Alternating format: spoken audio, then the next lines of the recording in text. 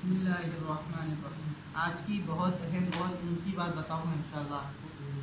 تراویح کے تعلق سے پڑھوں گا آج انشاءاللہ۔ تو روزے وغیرہ کے تعلق سے ہوئی تھی، آج انشاءاللہ تراویح کے تعلق سے پڑھ کے سناؤں گا۔ تراویح کی ابتدا وغیرہ سے انشاءاللہ بتاؤں گا، غور سے سنیے گا بچوں۔ نماز تراویح ماہ رمضان میں عشاء کے فرض اور سنت کے بعد وتر سے پہلے جو نماز پڑھی جاتی ہے اس کو شریعت میں نماز تراویح کہتے ہیں۔ تراویح ترویحہ کی جمع ہے اور یہ لفظ راحت سے بنا ہے۔ تراویح میں چونکہ ہر 4 رکعت کے بعد تھوڑی دیر بیٹھ کر آرام کیا جاتا ہے، اس لیے کہ اس کو آرام و راحت والی نماز کہا جاتا ہے۔ دیکھتے ہیں اپن 2 رکعت کے بعد فوری کھڑے ہو جاتے ہیں، 4 رکعت جب پڑھتے ہیں تراویح میں، 4 رکعت پڑھنے کے بعد 2 منٹ کا وقفہ دیتے ہیں، 2 منٹ مطلب بیٹھ جاتے ہیں۔ غور کیے ہوں گے آپ لوگ، 4 منٹ کے بعد تھوڑی دیر بیٹھتے پھر اٹھتے، کیونکہ اس سے تھوڑا آرام ملتا ہے لوگوں کو، بیٹھنے کے بعد پیروں کو تھوڑا سا سکون ملتا ہے، سمجھ گئے۔ نماز تراویح کی ابتدا، نماز تراویح کی ابتدا اسی دن سے ہو جاتی ہے جس دن رمضان المبارک کا چاند نظر آئے، اس لیے کہ نبی کریم صلی اللہ علیہ وسلم نے ایسا ہی کیا تھا۔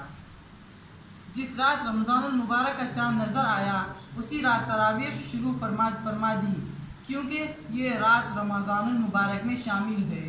جیسا مغرب ہوتی ہے، جیسے آج کتنا رمضان ہو گیا، 18 رمضان آج ہو گئے، اب 19ویں رمضان کا دن شروع ہو گیا، آج مطلب رات شروع ہو گئی، اب مغرب ہو گئی، مغرب کا دن چینج ہوا تھا۔ عربی میں جو عربی کی جو تاریخ ہے وہ تاریخ چینج ہو جاتی فوراً مغرب کے بعد، جیسے اپنی دنیا کی تاریخ ہے عیسوی تاریخ، وہ کیسا، وہ برات کے 12 بجے شروع ہوتی، 12 بجے رات کے آ کے ختم ہوتی، یہ مغرب کے بعد ہی شروع ہو جاتی، مغرب سے پہلے ختم ہو جاتی، مغرب کا دوسرا دن شروع ہو جاتا۔ تو جب رمضان کے چاند نظر آیا تھا اسی دن سے تراویح ادا کرنی، کیونکہ آپ صلی اللہ علیہ وسلم نے اسی دن سے اسی رات سے آپ نے تراویح شروع کر دی تھی۔ نماز تراویح کا حکم ہے، سنو، تمام بالغ مردوں اور عورتوں کے لیے نماز تراویح پڑھنا سنت مؤکدہ ہے، کیونکہ آپ صلی اللہ علیہ وسلم نے خود ادا کیا تھا تراویح، تو وہ سنت مؤکدہ ہو چکی۔ اگر محلہ یا گاؤں کی مسجد میں کوئی شخص بھی تراویح جماعت کے ساتھ نہ پڑھے تو محلہ اور گاؤں کے لوگ قابل ملامت ہوں گے۔ رمضان کے مہینے میں یوں بھی جس وقت کوئی نفل نماز پڑھے تو اس کا ثواب دوسرے مہینوں کے فرض کے برابر ملتا ہے۔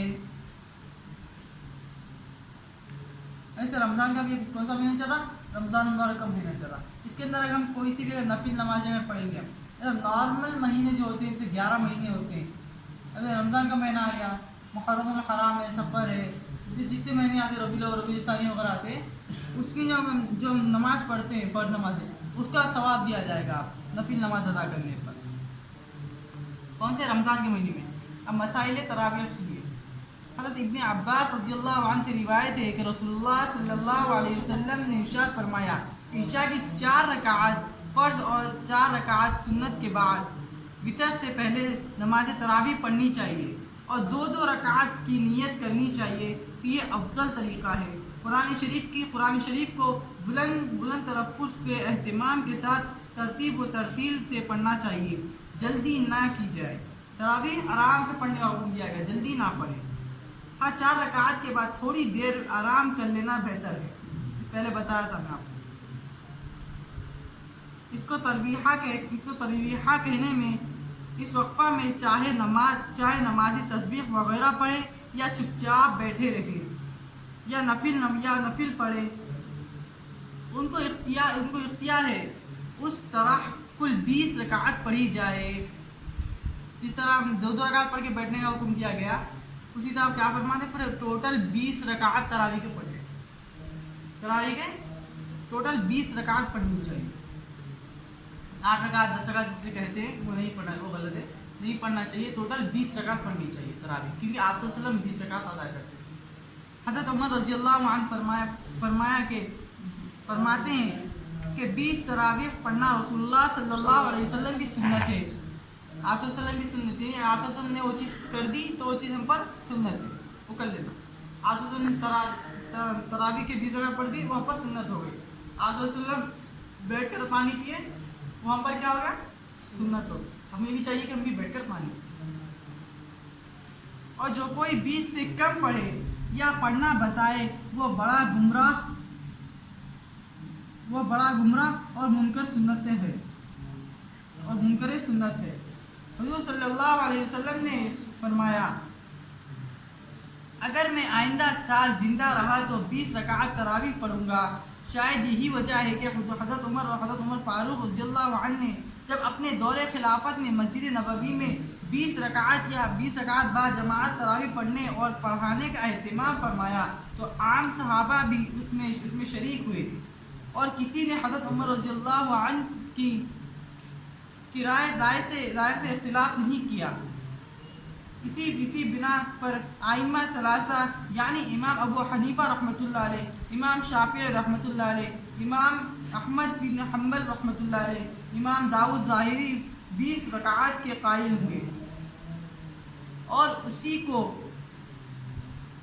کو جمہور امت نے اختیار کیا ہے. بعض صحابہ سے وتر کے علاوہ 8-10 رکعات پڑھنا ثابت ہے.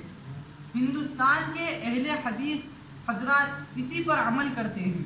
اب اہل حدیثوں کو دیکھو آپ، کئی لوگ مجھے اس بات پر ٹوکے بھی ہیں کہ 20 رکعت نہیں بلکہ 8 رکعت پڑھنی چاہیے، 8 رکعت پڑھنی چاہیے. ٹوکے کئی لوگ مجھے نہیں، کیونکہ اللہ کے رسول صلی اللہ علیہ وسلم 20 رکعت پڑھے تو ہم پر بھی وہ چیز سنت موقدہ ہو چکی. ہمیں بھی چاہیے کہ ہم 20 رکعت تراویح ادا کریں، نہ کہ 10 نہ کہ 8. سمجھ رہے ہیں؟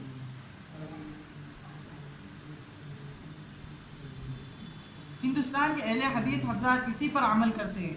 اہل حدیث لوگ ہوتے ہیں جو ہاتھ اٹھا کے باندھ لیتے ہیں، وہ لوگ اکثر 8 رکعت ادا کرتے ہیں. مگر ان حضرات کا 20 رکعت یا اس سے زائد پڑھنے والوں کے فعل کو خلاف سنت کہنا اور اس پر جھگڑا کرنا انتہائی نامناسب بات ہے، کیونکہ اس پر امت کا اجماع ہو چکا ہے. حالانکہ ان کا عمل اجماع امت کے خلاف ہے. آج بھی حرمین شریف میں 20 رکعت تراویح ہوتی ہے، تو اس لیے ہمیں بھی چاہیے کہ ہم 20 رکعت تراویح ادا کریں اور با جماعت کے ساتھ ادا کریں تو بہتر رہے گا، کیونکہ قرآن سننے کا بھی موقع ملتا ہے. اس کے اندر بہت بڑی چیز ہے قرآن. اگر ہم قرآن پڑھتے ہیں، کیا فرماتے ہیں اللہ کے رسول صلی اللہ علیہ وسلم، اگر ہم نے ایک حرف تلاوت کیا، ایک حرف اگر ہم تلاوت کیا، اس پر ہر حرف پر 10 نیکیاں ملتی ہیں. حتیٰ کہ بلا سمجھے پڑھنے پر بھی. اگر ہم الف لام میم پڑھ رہے ہیں، سمجھ میں آیا ہم کیا پڑھیں؟ نہیں. اس کا مطلب معلوم ہوا؟ نہیں ہوا. میں سمجھ کے نہیں پڑھی، پھر بھی اللہ ہم کیا کریں؟ 30 نیکیاں مل جائیں. کیسا؟ ایک الف ہو گیا اور ایک لام ہو گیا اور ایک میم ہو گیا، 30 نیکیاں ہمیں ملتی ہیں. اتنا بڑا ثواب بتائے گا. سننے پر بھی ثواب دیا جائے گا انشاءاللہ. اس کا بہترین اجر ملے گا. تو بچوں، یہ فکریں پیدا ہونی چاہیے. اور میں حضرات سے بھی کہہ رہا ہوں، ان نوجوان بچوں سے بھی کہہ رہا ہوں جو رات میں تراویح چھوڑ کر گھومتے پھرتے موج مستی کرتے ہیں، وہ لوگ بھی اس کی فکر کریں. تراویح کا اہتمام کرنے کی فکر کریں بھائیوں.